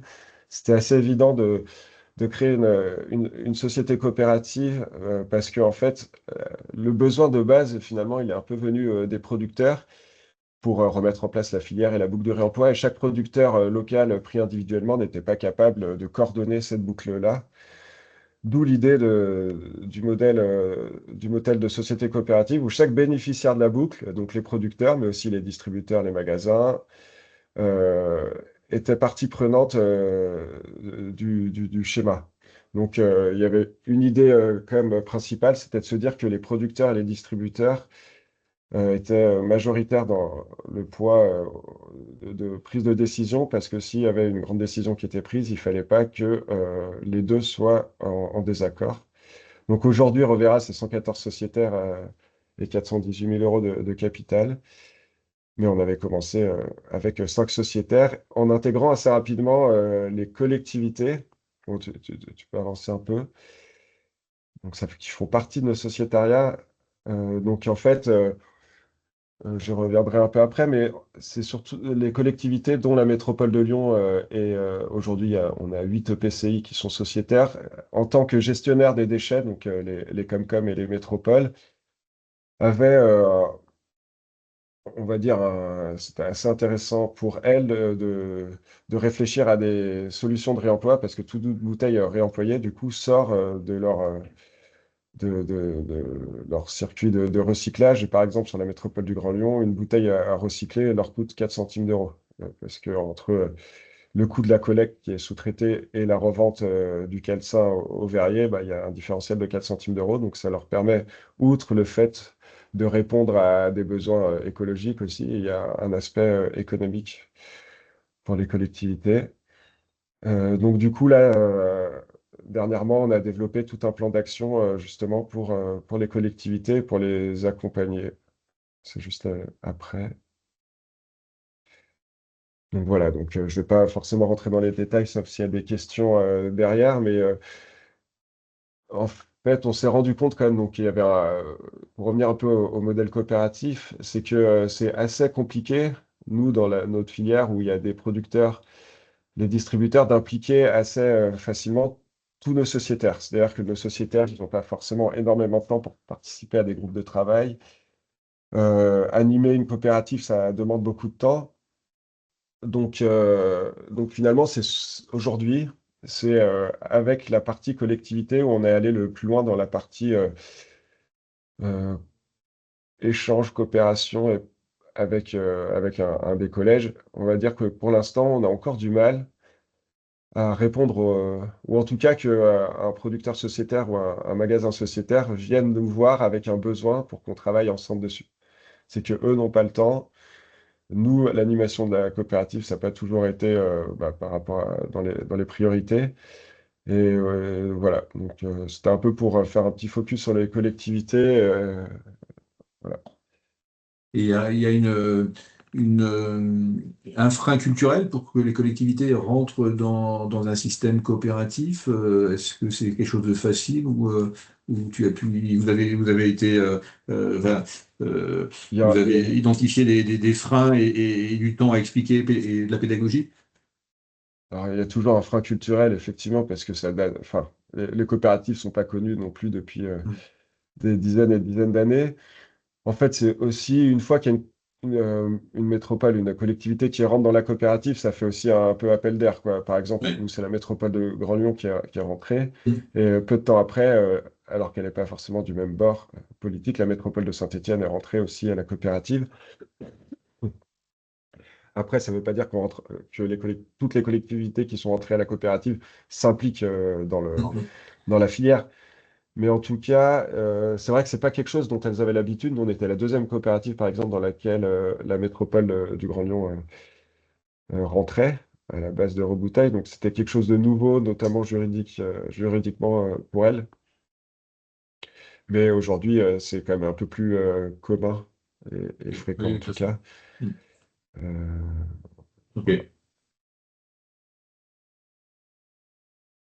Donc, du coup, là, on a évoqué la partie coopérative et remise en place d'une filière au niveau des trois départements de Rebouteil, donc un Rhône-et-Loire à la base. Ça, c'était un peu la première partie, mais en fait, assez rapidement, on s'est rendu compte qu'il fallait aller plus loin sur la partie technique. C'est-à-dire qu'aujourd'hui, en magasin en tout cas, il y a une bonne partie des bouteilles qui sont vendues qui viennent pas de notre territoire. Même si on est dans des épiceries locales, hein, vous parliez du Grappe tout à l'heure, Mm. on est partenaire avec eux, ils font un peu de logistique pour nous, c'est des clients et sociétaires aussi. Mais malgré ça, même dans ces magasins-là, il n'y a pas que des bouteilles qui ont été produites en local et encore plus dans d'autres magasins. Donc là, l'idée, c'était de se dire, nous, on a fait le pari de standardisation et de mutualisation et surtout de standardisation des bouteilles. Et du coup, on a créé une association avec 9 autres opérateurs du réemploi de bouteilles en verre en France pour se dire comment on s'assure qu'une bouteille qui est fabriquée et embouteillée à Bordeaux, par exemple, quand quelqu'un va l'acheter à Lyon et la ramener, nous, on puisse, la laver, c'est-à-dire que l'étiquette part bien au lavage, et deux, on puisse la revendre à des producteurs localement, pour pas que la bouteille refasse 1000 km ou plus pour revenir au producteur de départ. Donc, c'était le but de cette association et de cette mutualisation, finalement, de compétences techniques. Donc, on a créé un cahier des charges étiquettes standard et commun. On a créé et on a négocier tous ensemble sur les standards bouteilles, c'est pas forcément facile parce qu'il y a des territoires où il y a plus d'un type de bouteille et d'autres territoires où il y a un type de bouteille qui est différent, hein. Donc il a fallu s'entendre là-dessus et on a créé un picto du réemploi qui permet d'identifier qu'une bouteille est réemployable. Donc tout ça mis à bout nous permet finalement de s'assurer que par exemple telle ou telle bouteille produite à l'autre bout de la France va bien se laver, que le consommateur il a le picto donc il va la ramener en magasin et ça permis assez rapidement de doubler le volume, quoi. Aujourd'hui, des 2 tiers des références qu'on récupère viennent d'ailleurs. Juste l'acronyme 1700 PDC, Étienne? C'est point de collecte. Point correct. Ok. Voilà. Ensuite, il y avait eu la troisième étape, entre guillemets, de structuration ou de mutualisation, c'est qu'il y avait une ligne de lavage qui existait chez nos collègues de Ma Bouteille s'appelle Revient dans la Drôme, qui était vieillissante. Et à ce moment-là, Alpes Consigne, donc du coup en Savoie, Haute-Savoie-Isère, avait initié une levée de fonds pour avoir une nouvelle ligne de lavage. On s'est assez vite rendu compte en discutant ces 3 structures que ça ne servait à rien d'avoir 3 usines, que Rebouteille aussi investisse dans un centre de lavage. Un, parce que ça coûte cher, c'est à peu près entre 600 000 et 1 million d'euros une usine de lavage de bouteilles de petite taille. Et deux, bah, en fait, on n'allait pas pouvoir remplir ces machines tout de suite. Donc on s'est dit, il va falloir qu'on mutualise l'outil de lavage, qu'on investisse aussi dans d'autres machines en plus avant et après la laveuse, et qu'on gagne en robustesse et qu'on se professionnalise. Donc à ce moment-là, c'est à ce moment-là qu'on s'est un peu connu, Pierre-François, parce que Mm. justement, tu t'avais déjà présenté un peu tous ces schémas de mutualisation, notamment, je me souviens de la coopérative vigneronne vers Bordeaux ou le Comté, quoi, où on était en train de réfléchir. L'idée était bonne, mais ça s'est soldé par un échec, notamment dû à la fragilité des structures, hein. On est Oui, quand parce même que au début, on est quand même sur des filières émergentes qui n'ont c'est pas des ça. modèles, et puis des machines comme on voit en photo. Je pense que c'est des outils presque semi-industriels ou Ouais, c'est même industriels. industriel, hein. C'est même industriel. Je ne sais pas où est pris la photo, mais C'est à Chabeuil. c'est. Pardon, hein? C'est la laveuse d'Alpes Consigne qui est à Chabeuil, du coup. Ouais, donc, qui est l'une des structures qui est sur le slide et qui nécessite des investissements en centaines de milliers d'euros, voire en millions. Ouais. Donc, c'est sûr que quand on est sur des filières émergentes, il y a toujours le ticket à mettre et ça fragilise la coopération ou la confiance, en tout cas. C'est ça. Donc, du coup, entre les fragilités des structures, les divergences humaines, parce qu'on s'est quand même rendu compte maintenant, on y viendra après, mais on a un peu l'expérience de rapprochement, mais finalement, si l'humain ne va pas, il vaut mieux pas se rapprocher parce que ça serait peut-être pire que... Mm. Donc voilà, il y avait eu des divergences humaines à ce moment-là et aussi de savoir bien se faire accompagner. Et on a eu des accompagnements qui étaient peu appropriés. Les 3 structures étaient en coopérative avec quand même une vision proche. On s'est fait accompagner, on va dire, par des personnes qui étaient un peu plus loin de ce milieu-là. Et finalement, ça a aussi un peu joué le fait qu'on ne partage pas la même vision avec les personnes qui nous accompagnaient sur cette fusion.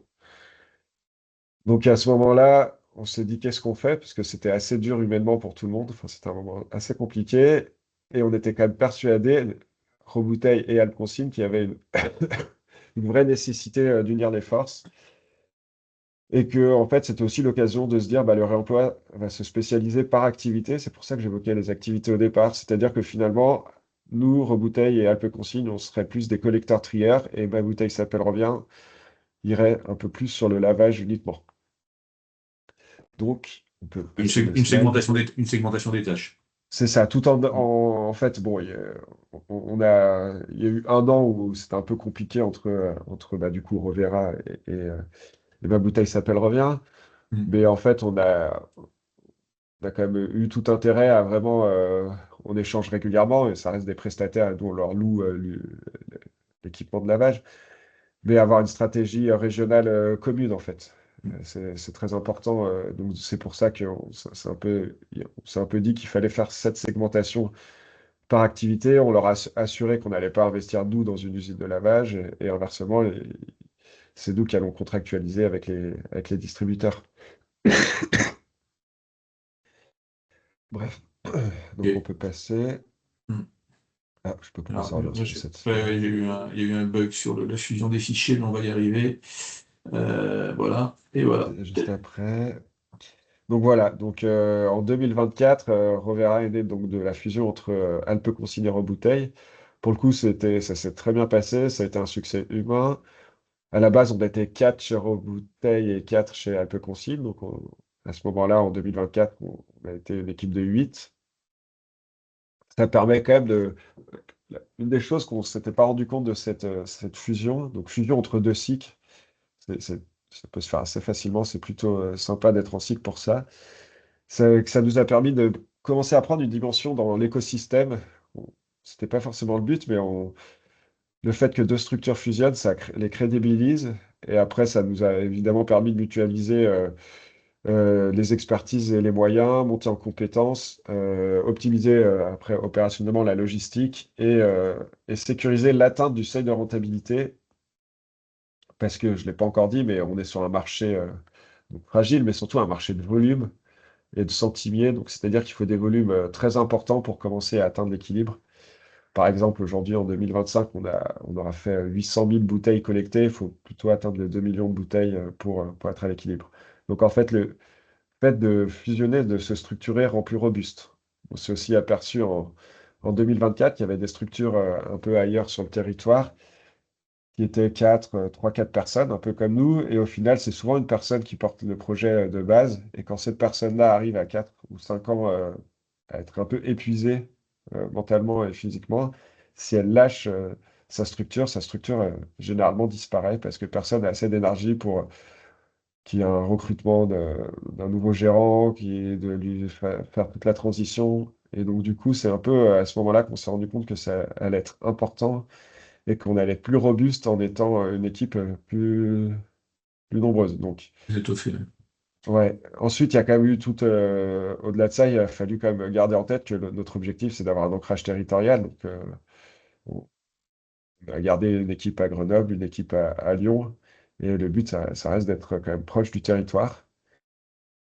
Mais ça ne nous a pas empêché, du coup, de fusionner.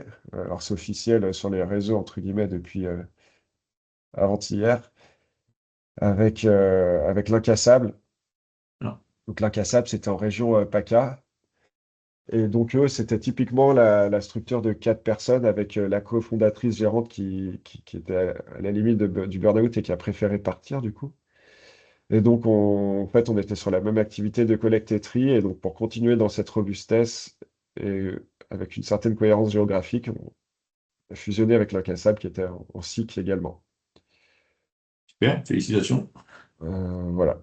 Donc, ça allait beaucoup plus vite parce on avait plus d'expérience dans les fusions de cycles, entre guillemets. Donc, aujourd'hui, on est 17 salariés sur un territoire qui est sur à peu près 2 régions. Voilà, avec 5 sites industriels. Donc, avec le vrai enjeu maintenant, ça va être on se fait accompagner par l'URSSCOP aussi pour ça, mais ça va être d'animer toutes ces équipes qui sont un peu disséminées partout sur le territoire. Donc, garder l'ancrage territorial, mais arriver à avoir avoir un fonctionnement d'équipe quand on se voit pas tous les jours, quoi. Hmm. Ça va être le vrai enjeu, mais ça fait partie de la structuration globale et de la coopération, en fait.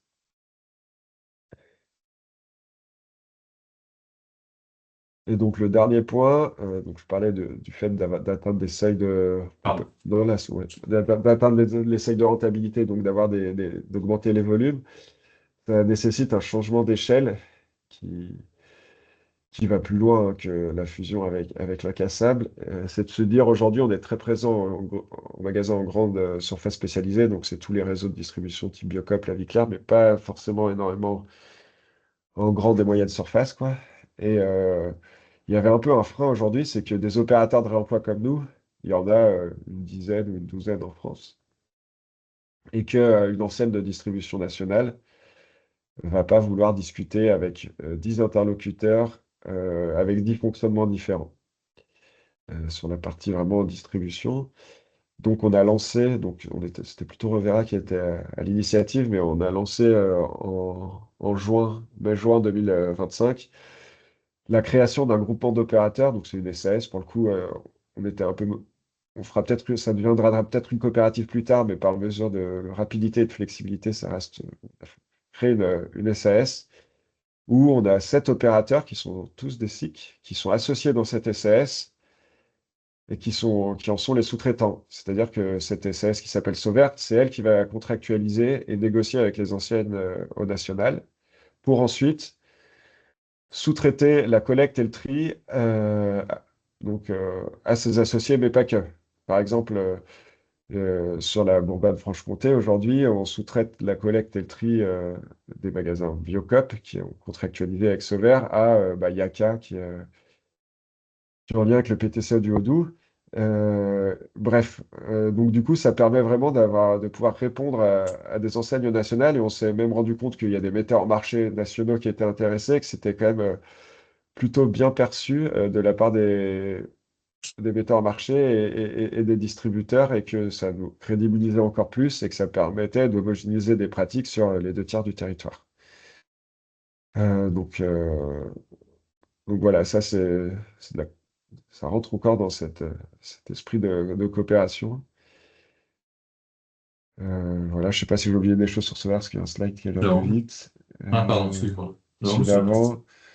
Mais voilà, après l'idée aussi de créer Solaire, c'était de se préparer au déploiement national parce qu'il y a l'éco-organisme Citeo qui fait une expérimentation sur la partie nord-ouest de la France et 4 régions. Et du coup, l'idée, c'est aussi de savoir répondre pour le reste de la France avec un fonctionnement homogène et une capacité de collecte, de tri, et de lavage assez importante, tout en gardant une vision de coopération, vu que c'est que des coopératives. Voilà. Donc, voilà un peu les différentes étapes.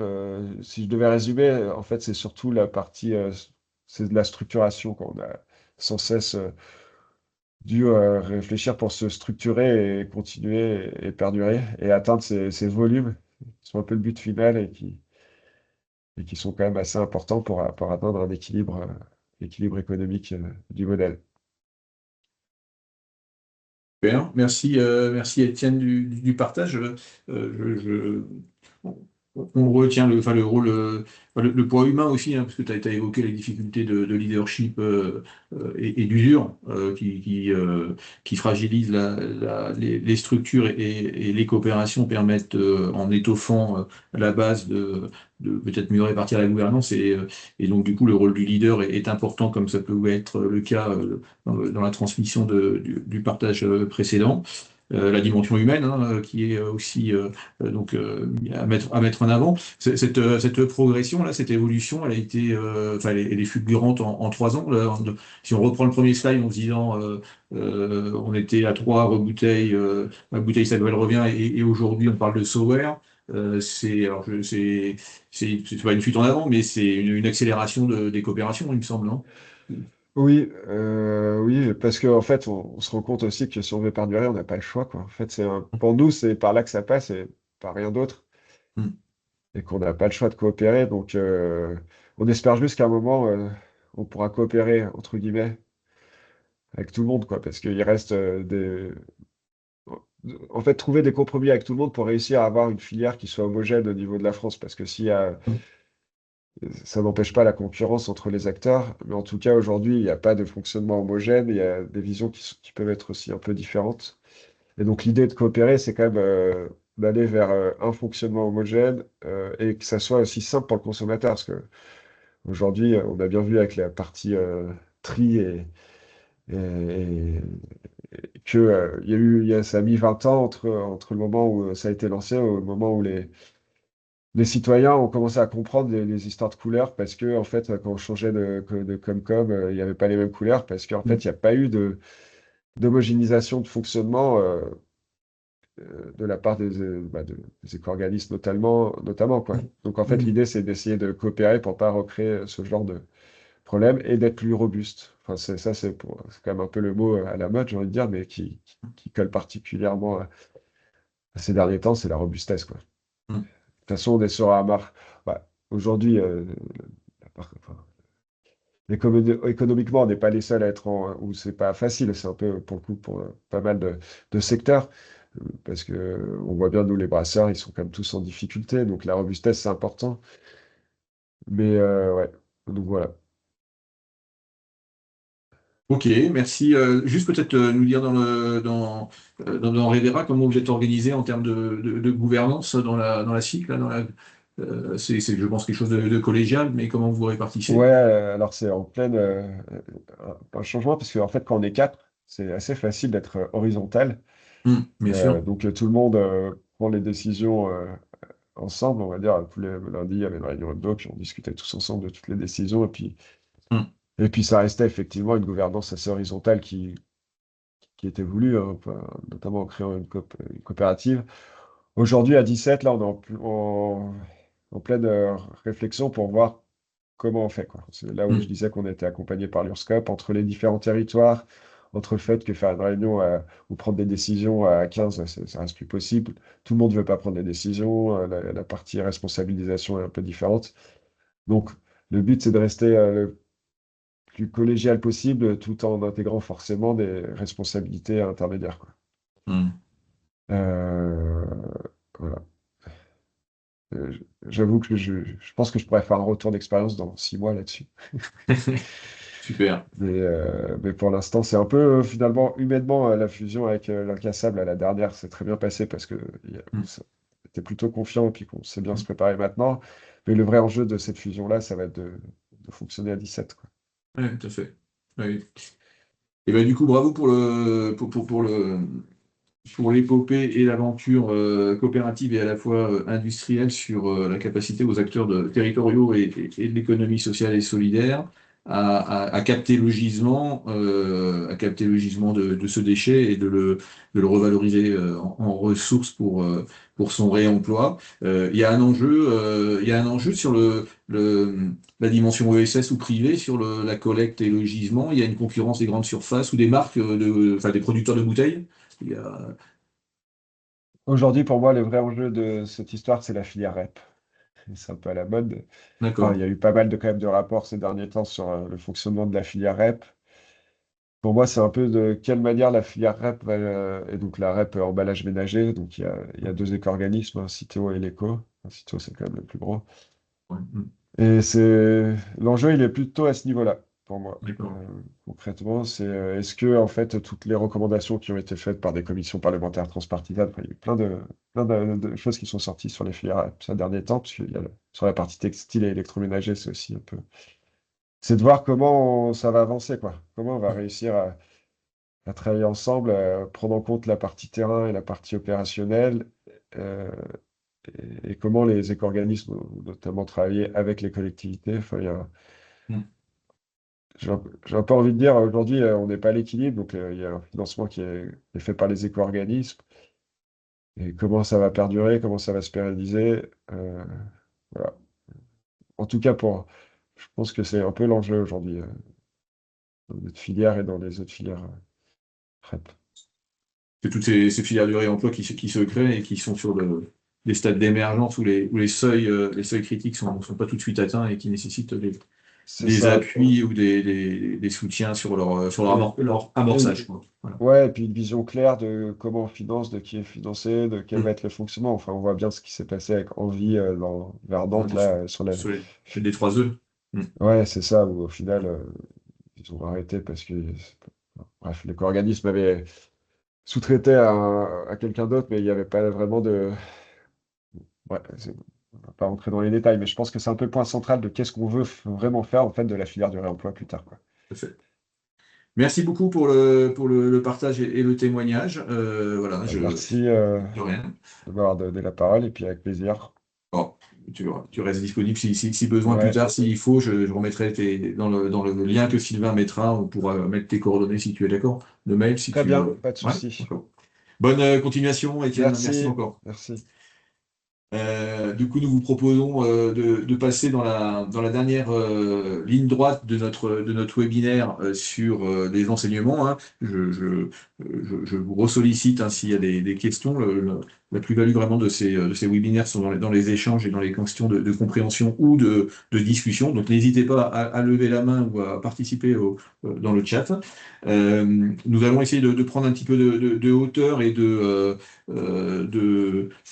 mise en perspective par rapport à ces expériences pour revenir sur la différence entre mutualisation, coopération et entrepreneuriat de territoire qui nous semble important aujourd'hui parce que, comme ça a été dit clairement dans les deux témoignages, on est passé de mutualisation ou de coopération sur les deux structures, fluctuant entre des besoins à la fois d'assumer une vocation ou de développer des filières. Et en effet, chacune de ces deux notions, mutualisation et coopération, sont bien affectées à chacune à des spécificités particulières. Tout en reprenant donc ces 6 exemples et ces 6 cas qu'on a approfondis, la mutualisation, on pourrait la définir comme une optimisation des chaînes de valeur des d'opérateurs économiques. Le petit schéma montre deux façons de mutualiser. Quand un des opérateurs, le vert, met à disposition son outil à un opérateur bleu, à une deuxième entreprise, on est dans une mise à disposition, ou alors lorsqu'il y a un investissement partagé, c'est-à-dire que comme on l'a vu dans le bois ou dans le fromage, il y a un co-investissement de 1, 2, 3, plusieurs entreprises, chacun passant par cette étape et ce goulot d'étranglement qui est la mutualisation et permettant à chacune des entreprises de reprendre le produit transformé pour assumer sa propre commercialisation, qu'elle soit concurrente ou non. Le cas du fromage et de la coopérative et de l'outil de mutualisation à commande numérique du bois montrant bien qu'on avait deux cas différents. Donc c'est bien la mise en commun d'un outil pour permettre d'accéder individuellement à des marchés qui échappaient aux opérateurs. Voilà, on est bien sur ce sujet-là, avec des freins à l'accès, des freins technologiques sur les commandes numériques, des freins financiers qui ne permettaient pas à un opérateur d'aller tout seul et d'investir. Donc ça permet d'optimiser l'offre d'activité ou de services de chacune des entreprises. Généralement, il y a, sauf dans le cas de la mise à disposition, mais qui pose d'autres problèmes juridiques, il y a création d'une structure dans le panel des cas que nous avons étudiés, des structures qui sont variées, qui peuvent être, donc, comme on l'a vu, des SCI, des SAS, voire des GIE, le statut n'étant pas un élément ou un prérequis fondamental dans l'analyse des cas. Par contre, on s'aperçoit aussi que dans l'analyse de la chaîne de la valeur, la mutualisation concerne un nœud technologique, un facteur clé de succès, qu'il soit situé en amont ou en aval d'une filière. Voilà, sur le fromage, c'est clair qu'on était à l'étape de la commercialisation et du conditionnement, puisqu'on était sur un outil de conditionnement qui permettait de valoriser et de transformer les formes de mise en marché. Sur la filière bouteille, ou en tout cas dans son prémisse, on était plus sur une mutualisation sur l'amont et sur le gisement. Donc cette mutualisation, cet investissement commun qui permet de se dédouaner d'un nœud technologique ou d'un nœud financier peut varier tout au long de la chaîne de valeur sur les différents exemples que nous avons décrits. Donc du coup, sur la mutualisation, quelques enseignements. Des outils de gouvernance avec des statuts très variés qui sont inventés, qui restent adaptés à des synergies qui restent opérationnelles. On n'est pas sur du stratégique, on est vraiment sur de l'opérationnel et la capacité à investir pour que le produit ou l'offre d'activité de chacun des opérateurs puisse être possible. On a des fonctionnements sur mesure, au vu du goulot d'étranglement qui nécessite confiance et organisation. Voilà, ce passage obligé dans ce goulot d'étranglement qui peut ne pas être adapté à l'ensemble des masses de chacune des deux entreprises, qui nécessite des fois des ordonnancements différents dans le cadre du fromage, de la confiance aussi, puisque quelque part, ça peut être mis sur des marchés concurrents. Donc il y a des fonctionnements sur mesure, chartés, écrits, qui permettent d'anticiper ou de gérer des dysfonctionnements, voire des petits cailloux dans la chaussure. Ce qui est très important par rapport à la coopération, c'est que ces acteurs vont rester indépendants dans une logique de mesure du risque. Il n'y a pas pour limiter le risque, il n'y a pas de mise en commun. Chacun reste indépendant dans chacune de ses filières et ne fait que mutualiser l'outil. Il y a une gestion consciente de la concurrence qui peut être atténuée, ce risque, par un marché en croissance, c'est-à-dire que c'est plus facile d'investir dans un marché en croissance où globalement les marchés socles, les marchés qui permettent d'amortir vont être facilement atteints. Ça peut être aussi des marchés étanches, comme c'est le cas dans l'outil de mutualisation de la SAS Bois, qui sert à la fois pour des gens qui font des fenêtres, d'autres qui font des poutres et troisième des charpentes. Donc on voit bien que l'outil sert à des vocations différentes, à des filières différentes, et il n'y a pas de risque de concurrence. Et dans le cas du fromage, il y avait une concurrence, mais qui en était moins exacerbée, puisque nous n'étions pas sur les marchés les cœurs de métier de chacune de ces entreprises, mais plutôt sur des marchés relais qui n'étaient pas fondamentaux, nécessaires, mais pas fondamentaux à la stratégie de l'entreprise. Cela nécessite souvent des compétences à acquérir en logiciels de service, en outils techniques, avec des investissements conséquents. Et on s'aperçoit même que ces mutualisations sont plus gérées stratégiquement ou par les opérateurs techniques que par les associés, puisque il y a une facile indépendance de ces outils mutualisés et une grande confiance donnée aux opérateurs techniques. Enfin, c'est des centres de profit à part entière, avec des comptabilités précises à l'unité. Est-ce qu'on travaille à la bouteille, est-ce qu'on travaille au kilo de fromage, est-ce qu'on travaille au temps passé, et avec des clés de répartition et des comptabilités analytiques importantes, qui nécessitent une transparence, et souvent l'outil de gestion est externalisé, de manière à ce qu'il y ait un tiers indépendant qui puisse garantir une totale étanchéité des flux et des flux à la fois physiques et des flux financiers. Et puis, dans le centre de profit, souvent, ces outils mutualisés sont ouverts à du travail à façon de manière à rentabiliser l'outil, c'est-à-dire que dans les disponibilités temps ou machines qui existent, il est possible pour des non-associés historiques de cette mutualisation de travailler pour des externes avec un tarif souvent différent, plus cher que celui des associés, mais c'est aussi un facteur de rentabilité de ce centre de profit.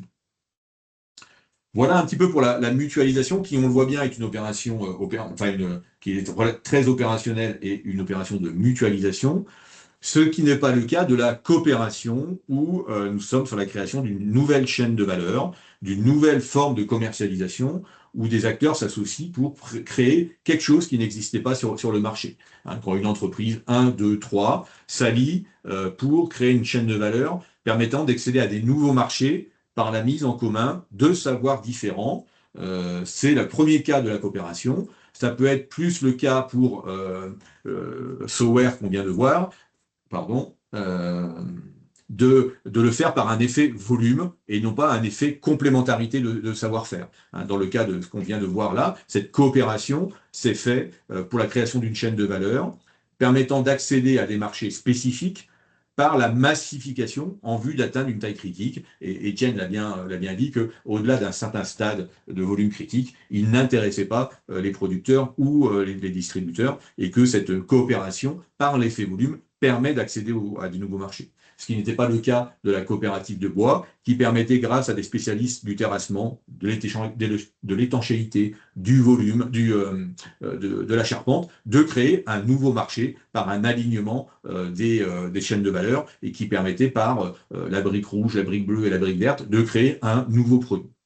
Voilà deux dispositifs, ou en tout cas deux motivations de faire de la coopération et de créer une nouvelle chaîne de valeur. avec quelques enseignements différents de ceux de la mutualisation. On est bien sur un alignement, un croisement des chaînes de valeur qui fait que globalement, on n'est pas dans l'indépendance, mais dans des processus qui créent une interdépendance entre acteurs qui nécessitent le pari de la confiance et qui proposent des formes d'innovation organisationnelle.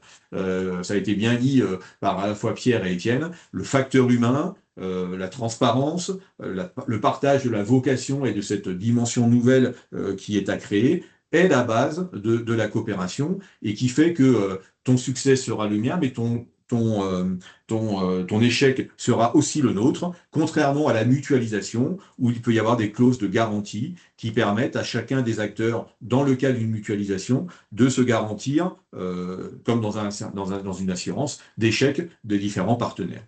Donc là, il y a une très forte connexion des acteurs, où les environnements socio-culturels ou géographiques facilitent la confiance. Voilà.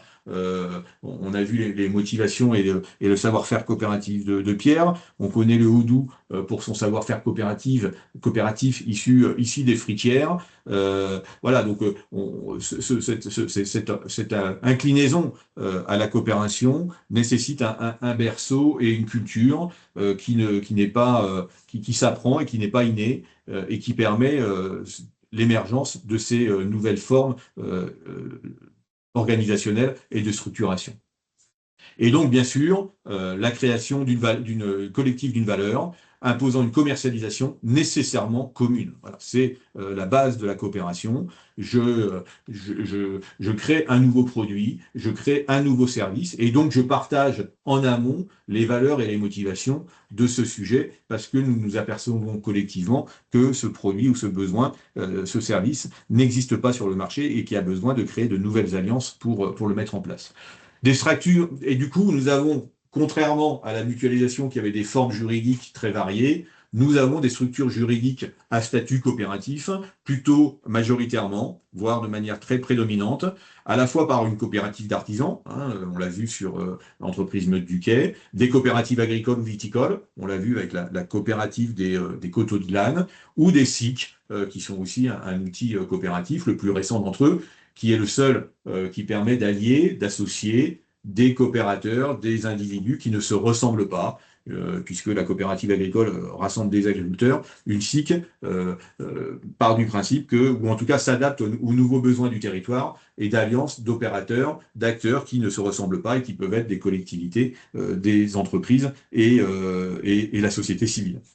Il peut y avoir, Étienne l'a dit, des SAS. La SAS, la Société à Action Simplifiée, permet, par sa souplesse des statuts, dans l'écriture des statuts, d'avoir des fonctionnements très proches de la coopération, avec une légèreté et une habileté, une agilité plus forte au moment de l'écriture que le système coopératif, qui est peut-être le plus contraignant, mais sur lequel Étienne nous partageait qu'il voulait quand même évoluer après la SAS, après la SAS. Voilà, on a des SAS qui ont des fonctionnements des fois plus coopératifs que des coopératives elles-mêmes. Voilà le petit zoom qu'on voulait vous proposer, en tout cas le petit regard introspectif qu'on voulait vous proposer par rapport aux coopérations et aux mutualisations qui existent sur le territoire et qui permettent de les classer chacune d'entre elles dans des cas et dans des spécificités bien identifiées. Et le témoignage d'Étienne était intéressant à ce niveau-là, quand il a partagé le fait notamment que, peu importe l'opérateur, mal accompagné, ils se sont induits dans des formes de coopération, alors que, notamment quand il y avait les 3 premiers acteurs, Rebouteille, Alpe Consigne et Ma Bouteille s'appelle Revient, ils étaient partis sur une coopération qui finalement a abouti, puisqu'il n'y avait pas les facteurs clés de succès en termes de confiance et de relations humaines, à une mutualisation. Et cette mutualisation a donné par effet ricochet l'objet d'une coopération entre Apple Consigne et le deuxième opérateur, Ma Bouteille s'appelle Revient, restant indépendant et se spécialisant sur le lavage et non pas la collecte du gisement. Voilà. Et donc, si on regarde ça Si on prend encore, si on fait un pas de côté supplémentaire entre coopération et mutualisation que nous venons de décrire et l'entrepreneuriat de territoire, je vous propose de finir ce webinaire sur cette thématique et sur cette approche. Il me semble que c'est important aujourd'hui, au regard des enjeux que nous proposent les différentes transitions, de regarder quelle peut être la spécificité et pourquoi l'entrepreneuriat de territoire est si regardé et si dynamique aujourd'hui. Alors peut-être faut-il se rappeler au préalable ce qu'est l'entrepreneuriat de territoire, ou en tout cas tel qu'il est défini depuis une quinzaine d'années. C'est un mouvement entrepreneurial, ce n'est pas l'entrepreneuriat social, ce n'est pas l'entrepreneuriat collectif, ce n'est pas l'entrepreneuriat individuel, c'est un mouvement entrepreneurial qui réinvente de nouvelles manières d'entreprendre, plus collectives, dans le but de générer des réponses inédites en faveur d'un développement économique plus ancré, plus durable et plus inclusif. Cet entrepreneuriat de territoire s'appuie sur plusieurs prérequis. Le premier, c'est la nécessité d'avoir des ressources sur le territoire. Alors, on définira tout à l'heure ce que c'est qu'une ressource, mais on part d'une ressource et on s'ancre sur le territoire. Et on voit tout de suite la première différence qu'il peut y avoir entre coopération, mutualisation et entrepreneuriat de territoire, cet ancrage territorial. Le deuxième, c'est la notion de communauté, qu'on retrouve dans la coopération et la mutualisation. Voilà, communautés qui définissent leurs propres règles pour gérer un processus et définir ensemble ce qui peut devenir un bien commun. Cet entrepreneuriat de territoire est en général géré, gouverné par des formes démocratiques multi-acteurs et nécessite un ancrage et un réinvestissement de la valeur dans l'économie locale. On le partagera tout à l'heure. Alors, qu'est-ce qu'une ressource du territoire? On fait référence là à la notion de ressources spécifiques de Bernard Pecker, des LUGA de Grenoble. C'est une ressource qui n'a pas forcément de valeur marchande, qui est endogène, qui est propre, enfin voilà, qui est propre à un territoire et qui constitue un facteur de résilience car elle sécurise le modèle d'activité et tend à préserver les territoires. Donc leur première caractéristique, c'est ce caractère endogène. On peut parler d'un déchet, et c'était l'exemple avec la bouteille. On peut parler d'un gisement de couleurs, et je fais référence aux dynamiques culturelles et territoriales qui ont lieu dans le Luberon autour de l'ocre, de la terre d'ocre. Ça peut être une matière première secondaire, un paysage. On voit toute l'économie de la pente qui s'est développée autour des 17 ou 20 lacets de l'Alpe d'Huez. C'est une ressource endogène qui permet de développer une forme d'économie. Elles sont propres à un territoire, fédératrices et non appropriables. Donc elles sont quelque part rassembleuses et fédératrices. Et puis elles sont souvent cachées, et c'est là tout l'enjeu de ces ressources du territoire spécifique, c'est qu'elles sont cachées, et c'est le processus collectif qu'on a décrit tout à l'heure, juste avant, ce processus de communauté qui permet à des ressources de devenir des biens communs, et elles ne peuvent pas, c'est pour ça qu'elles s'opposent à l'entrepreneuriat individuel, être gérées par un seul individu. Donc une ressource du territoire est une donnée, une ressource qui est endogène, propre à un territoire et qui est cachée. De ce fait, on l'a vu et revu, comme la coopération et la mutualisation, la coopération est nécessaire dans le processus de la co-construction et la base est le ressort de la confiance. Cette confiance, elle n'est pas spontanée, elle s'acquiert, et je crois que le témoignage d'Étienne était très révélateur par rapport à ça, sur les acquis de l'expérience. Elle peut être aussi l'héritage d'un passé et se construit par l'expérience. Elle est très importante parce que elle va permettre de limiter ce qu'on appelle les passagers clandestins, les aléas moraux, les petits cailloux dans la chaussure, qui permettent de détourner à un moment ou à un autre un projet au profit d'une des parties. Et il est totalement indispensable de bien travailler sur l'alignement des acteurs au préalable pour savoir ce que j'apporte et ce que j'en retire et vérifier que c'est conforme aux valeurs du projet. Alors, pour aller un peu plus concret, avant de comparer entrepreneuriat de territoire, coopération et mutualisation, quelques exemples d'entrepreneuriat de territoire. Nous avons accompagné donc le Armor Daisy, qui est une dynamique collective regroupant l'ensemble des acteurs du territoire de la baie de Saint-Brieuc et de l'agglomération de Saint-Brieuc au vu du risque et de la nuisance des algues vertes, de reconsidérer les parcours agricoles et notamment de mieux fixer l'azote qui est responsable de cette nuisance. Et donc, on voit bien qu'on n'avait pas qu'un aspect que de tourisme et qu'il fallait travailler avec les agriculteurs et donc du coup de modifier leurs pratiques culturelles, d'avoir notamment de la luzerne déshydratée qui permettent d'alimenter le cheptel pendant l'hiver, donc du coup d'avoir une chaufferie, donc du coup aussi de mobiliser les acteurs du bois, mais aussi de mobiliser les agglomérations qui sont compétentes sur la gestion du domaine maritime, mais aussi de travailler avec la société civile. Et aujourd'hui, après quelques années d'accompagnement, se met en place la préfiguration d'un outil industriel de plusieurs dizaines de millions d'euros qui sera en capacité de dessécher, grâce à l'approvisionnement local du bois, des légumineuses, voire plus, des agriculteurs autour de Saint-Brieuc, et de modifier du coup le parcours culturel et de mieux fixer l'azote pour mieux préserver les cours d'eau et donc la qualité des eaux maritimes. La Cité de l'économie circulaire aussi est un projet qui peut être mis en avant et qui sera développé dans un prochain webinaire. C'est comment aujourd'hui, au vu des ressourceries, nous pouvons développer d'autres modes, peut-être plus en mode V2, de cités qui viennent travailler et regrouper un certain nombre d'acteurs autour de la valorisation des déchets et soit du recyclage et du réemploi. Là, c'est le cas donc à Chalette, près de Montargis, où des acteurs, agglomération, puisque la friche leur appartient, la friche industrielle, acteurs de l'ESS, mais aussi acteurs économiques, se mettent ensemble pour créer cette cité de l'économie circulaire qui aura pour objectif d'être un pôle d'économie, un écopôle aujourd'hui, et qui viennent en complément des ressourceries et de la nécessité de travailler le recyclage et le réemploi.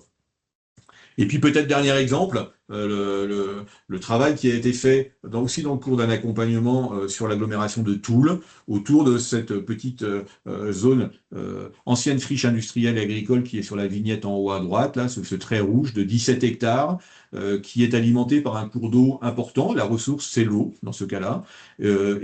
Après avoir fait de la culture industrielle de cresson et de poissons, sur ce site travaillaient 80 personnes dans une entreprise privée qui a été mis en faillite.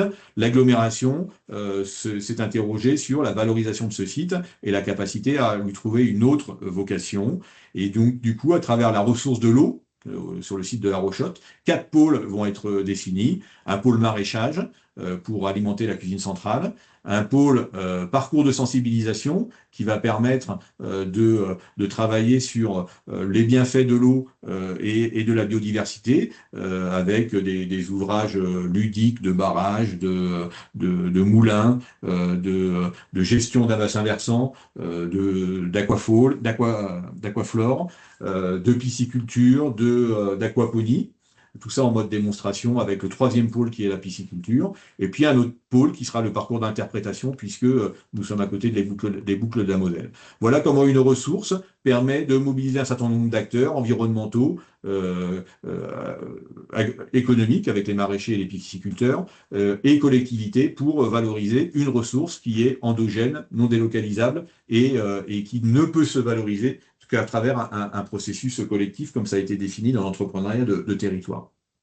Alors, si on regarde en détail ce qui rassemble la coopération, la mutualisation et l'entrepreneuriat, ce qui les rassemble, c'est la proportion à la coopération plutôt qu'à l'intégration ou à la sous-traitance, puisque notamment dans le domaine industriel, on aurait pu penser que quand je ne maîtrise pas une étape, je la sous-traite ou au contraire j'achète l'opérateur qui l'a fait. Donc il y a une volonté quand même de travailler en coopération et de penser que nos territoires seront plus résilients dans la coopération que par la compétition. Ce sont des entreprises à taille humaine, plutôt ancrées sur le territoire, même si elles ne travaillent pas toutes avec des ressources du territoire, elles sont ancrées sur leur territoire, notamment par le rapport à leur chef d'entreprise. Toutes sont des facteurs de développement local, hein, avec des modalités différentes, mais ce sont des facteurs elles développent leur territoire et ce sont des structures collectives par essence. Ce qui les distingue, et c'est peut-être là où c'est important, et on va commencer à approcher les différences de chacune d'entre elles. On est bien sur la mutualisation, sur de la synergie, hein, sur des opérations techniques, on l'a vu tout à l'heure, sans lien avec le territoire. On ne part pas de matières premières du territoire. On a une certaine détérioralisation sur ces opérations. Elle ne s'appuie pas sur un alignement d'intérêts, comme c'est le cas dans la coopération quand on crée un produit en commun, mais plutôt sur la construction d'un intérêt commun. Donc on est différent. On n'aligne pas les intérêts pour créer quelque chose en commun, mais on a un intérêt commun pour mutualiser. Et puis, il y a donc, bien sûr, par définition, nous l'avons dit, l'absence de valorisation dans une chaîne de valeur commune avec une commercialisation en commun. Sur la coopération, c'est quelque part, par rapport à l'entrepreneuriat de territoire, il y a une complémentarité des savoir-faire, un alignement des intérêts, mais nous voyons bien que c'est le marché qui est proactif dans cette logique, hein, de s'allier pour répondre à un nouveau besoin et à un nouveau marché, alors que dans l'entrepreneuriat de territoire, c'est la ressource territoriale qui est à l'initiative de la coopération. Donc on voit bien que dans la chaîne de valeur, on voit bien que dans la filière, la tension n'est pas la même entre le marché et le territoire sur entrepreneuriat de territoire et coopération.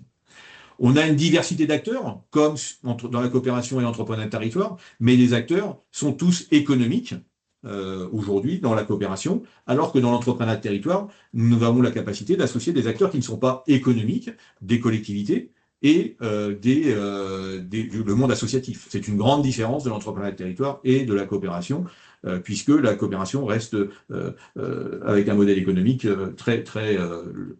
pas rentable, mais en tout cas marchand. Et puis, dans la coopération, c'est une conséquence de ce qui vient d'être exprimé, la rentabilité reste primordiale avec des modèles économiques marchands. Et du coup, on voit bien que, deuxième grande différence sur les tensions qu'il y a entre le territoire et le marché, c'est que dans la coopération, nous sommes sur la création d'une nouvelle chaîne de valeur, alors que dans l'entrepreneuriat de territoire, nous sommes dans le réencastrement de la valeur sur le territoire. On est sur deux choses complètement différentes, puisque la motivation de la coopération est le marché, et la chaîne de valeur part du marché pour arriver à l'approvisionnement, alors que dans l'entrepreneuriat du territoire, nous sommes dans le réencastrement de la valeur, puisque nous partons d'une ressource territoriale qui réunit les acteurs pour ensuite créer un besoin nouveau. Deux différences fondamentales qui sont notoires sur le sujet. Alors, les collectivités sont différemment intégrées et partie prenante de ces dynamiques. Alors, peu de la coopération, puisqu'elle réunit, et la mutualisation, puisqu'elle réunit surtout des acteurs économiques. Évidemment, dans l'entrepreneuriat de territoire, elles sont partie prenante. Donc, le cas d'Étienne, qui l'a cité, a été important avec les différentes collectivités qui sont venues et les difficultés des fois à les approcher. Pourquoi? Parce que la collectivité, c'est le lieu d'ancrage, c'est le lieu de la mobilisation autour de la valorisation. Elles sont souvent garantes du temps long, malgré les échéances électorales, elles sont stables. Et puis c'est vrai que quand vous faites des réunions d'animation territoriale, et on se demande si la collectivité n'est pas là, mais pourquoi la collectivité n'est pas là? Et elle légitime la démarche.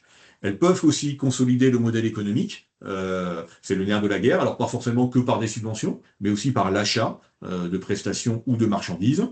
Et puis globalement, on voit bien que dans l'entrepreneuriat de territoire, dans la capacité à valoriser les ressources du territoire, ça croise beaucoup d'enjeux de politique publique, et que les collectivités sont forcément concernées par l'alimentaire, par la gestion des déchets, par l'occupation du bâti sur une commune, et que de ce fait-là, elles sont de facto partie prenante de cet entrepreneuriat de territoire. Voilà un petit peu les différences, et donc on les résume sur ce tableau synthétique qui vous sera communiqué dans la présentation. La question du coup de la durabilité des territoires est absente des opérations de coopération et de mutualisation, on l'a posé, et il nous semble aujourd'hui que l'entrepreneuriat de territoire, qui est un processus qui se nourrit des besoins des habitants.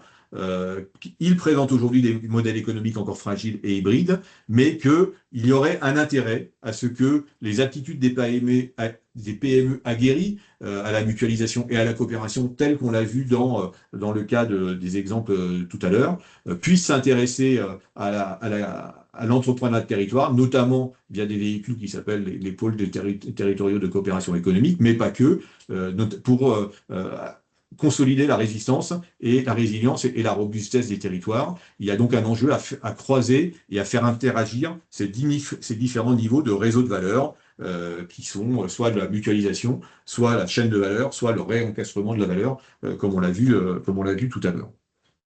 Voilà, Sylvain, ce qu'on pouvait partager aujourd'hui sur ces deux expériences, enfin en tout cas ces 6 cas que nous avons scannés, ces 2 témoignages que nous avons partagés avec Étienne et Pierre, et encore merci à eux pour leur témoignage.